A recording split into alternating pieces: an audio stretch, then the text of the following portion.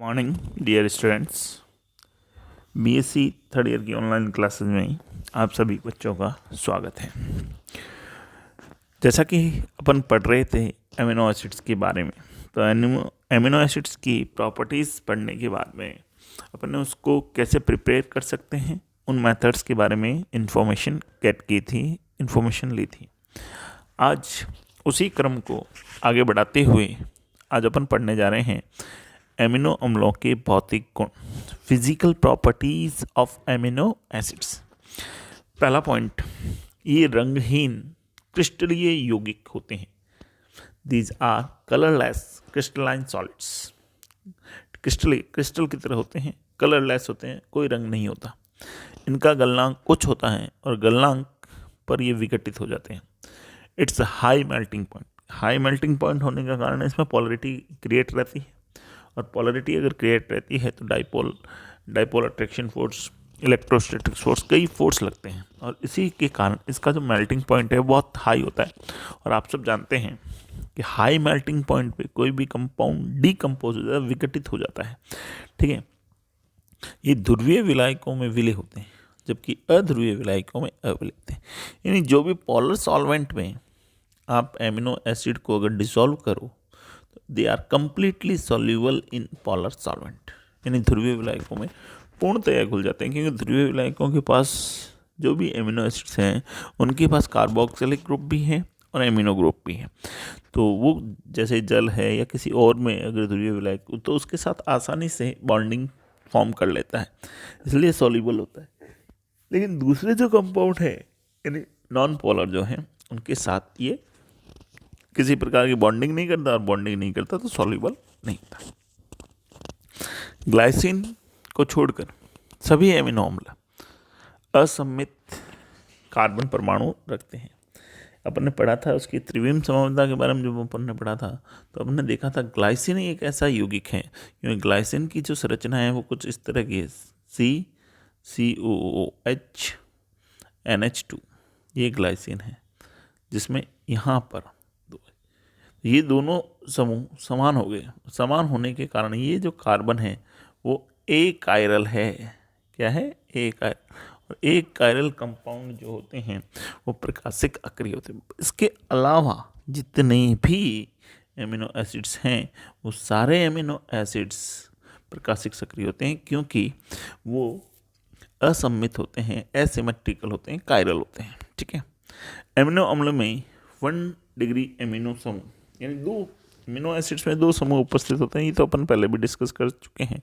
कोई भी amino acid अगर मैं लूँ, ये ले लिया मैंने RHNH2 और COOH समूह, एक तो कार्बोक्सिलिक समूह हो गया, एक एमिनो, ये 2। यानी एमिनो में भी कौन सा? Primary amine. ठीक है, और ये कार्बोक्सिलिक समूह, 2 समूह उपस्थित हैं। कार्बोक्सिलिक समूह उपस्थित होता है। कार्बोक्सिलिक समूह के कारण इसमें अम्लीय गुण, सीधी सी बात है, कार्बोक्सिलिक समूह जो है एसिडिक नेचर का होता है, तो एसिडिक नेचर का होने के कारण वो इसमें कैसी प्रॉपर्टीज़ इंट्रोड्यूस कर देगा? Acidic properties. जबकि एमिनो समूह क्षारीय गुण रखता है, क्योंकि एमिनो समूह में जो नाइट्रोजन परमाणु है उस पर लॉन पेयर है, और लॉन पेयर डोनेट करने की वो नेचर रखता है, या प्रोटॉन एक्सेप्ट करने की नेचर रखता है। इस कारण वो क्षार की तरह, बीस की तरह बिहेव करेगा। ये दोनों समूह परस्पर जुड़कर क्रिया करके एक आंतरिक इंटरनल सॉल्ट फॉर्म करते हैं। क्या फॉर्म करते हैं? Internal salt. वो इंटरनल जो सॉल्ट बनाते हैं उसको ज्विटर आयन, उभयाविष्ट आयन, ज्विटर आयन बोलते हैं, ज्विटर आयन। ठीक है, ज्विटर आयन बनाते हैं। कैसे बनाते हैं?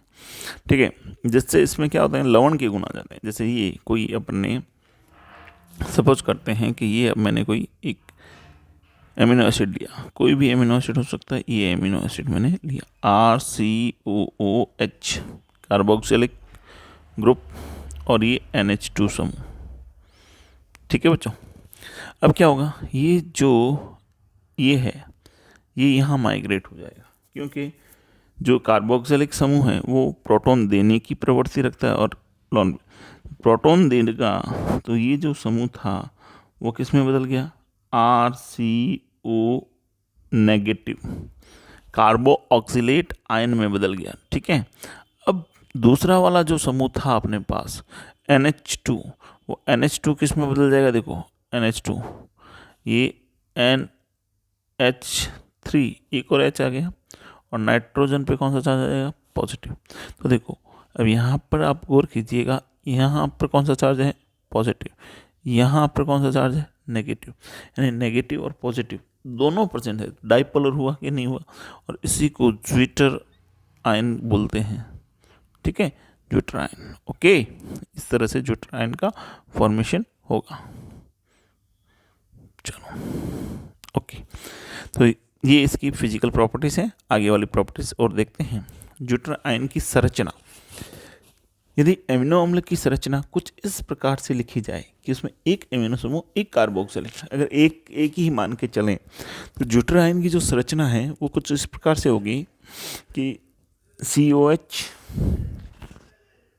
देखते हैं, देखिए इस तरह से संरचना होगी, एक तरफ COH और एक तरफ NH2, ठीक है।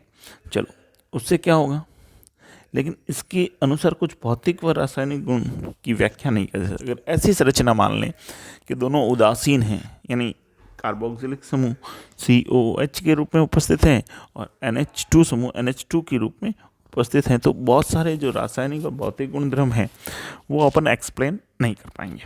देखिए पहला, एमिनो अम्ल व कार्बोक्सिलिक यौगिक वाष्पशील या कम गलनांक व क्वथनांक वाले यौगिक होते हैं। एमिन व कार्बोक्सिलिक अम्ल जो होते हैं वो वाष्पशील होते हैं और कम गलनांक क्वथनांक वाले यौगिक। जबकि अभी अभी अपन ने एमिनो एसिड्स की प्रॉपर्टीज पढ़ी थी, वो क्रिस्टलाइन होते हैं, यानी अवाष्पशील, नॉन वॉलेटाइल होते हैं, ठीक है।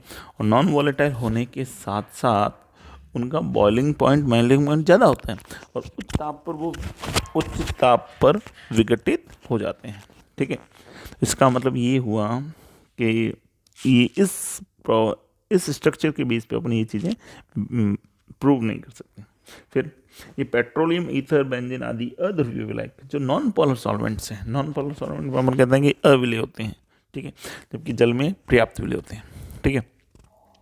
इसके जलीय विलयन का व्यवहार उच्च द्विध्रुव आगुण वाले पदार्थ के विलयन के समान ही होता है। तो जल में ये जैसा बिहेव करता है वो हाई डाइपोलर कंपाउंड की तरह ही बिहेव करता है। तो हाई डाइपोल अगर आपने बताओगे नहीं तो कैसे एक्सप्लेन कर, ठीक है। इनके अम्लीय व क्षारीय गुण बहुत कम होते हैं अगर एमिनो एसिड।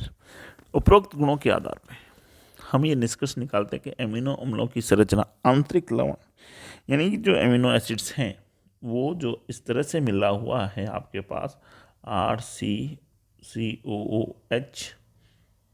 ठीक है, NH2, इस फॉर्म में एग्जिस्ट नहीं करके किस फॉर्म में एग्जिस्ट करेगा, NH2 किस में कन्वर्ट हो जाएगा, NH3 में। ये प्रोटॉन कहाँ से है, कार्बोक्सिलिक अम्ल से, और कार्बोक्सिलिक अम्ल जो है वो कार्बोक्सिलेट आयन। इसके बेस पे अपन सारी प्रॉपर्टीज इसकी एक्सप्लेन कर पाएंगे, ठीक है बच्चों। चलिए आगे देखते हैं। जैसे संरचना यहाँ पर समझा रखी है उसी संरचना को अपन आगे देखते हैं।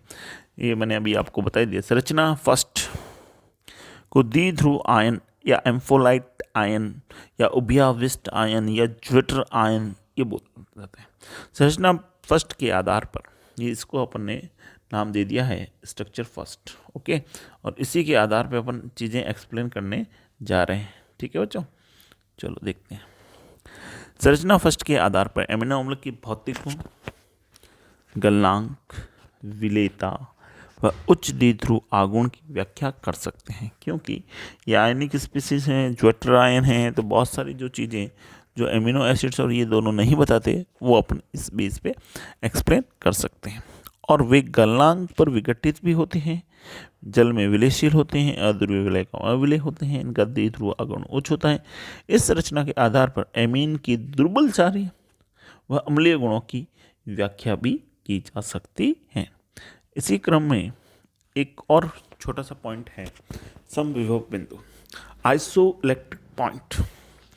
अम्लता व क्षारकता का वह बिंदु जिस पर एमिनो अम्ल विद्युत क्षेत्र में इलेक्ट्रोड की ओर गमन ना करें। अगर आपने विद्युत क्षेत्र लगा दिया है और एमिनो एसिड रख दिया तो एमिनो एसिड किसी भी इलेक्ट्रोड की ओर मूव ना करें। तो अगर ऐसी कहीं परिस्थिति है तो उस बिंदु को अपन क्या कहेंगे, समविभव बिंदु। समस्त एमिनो अम्ल का समविभव बिंदु समान नहीं होता, समान नहीं होता।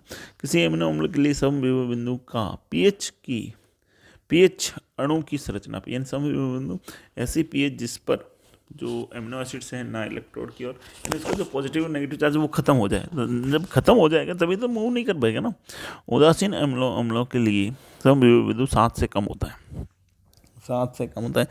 जैसे ग्लाइसिन का समविभव 6.3 उदासीन है। अम्लीय एमिनो अम्ल के लिए समविभव बिंदु 3 से कम होता है, वो 3 से <3 होता है। एस्पार्टिक अम्ल क्षारीय के लिए 10 या 10 से ज़्यादा होता है, जैसे लाइसिन।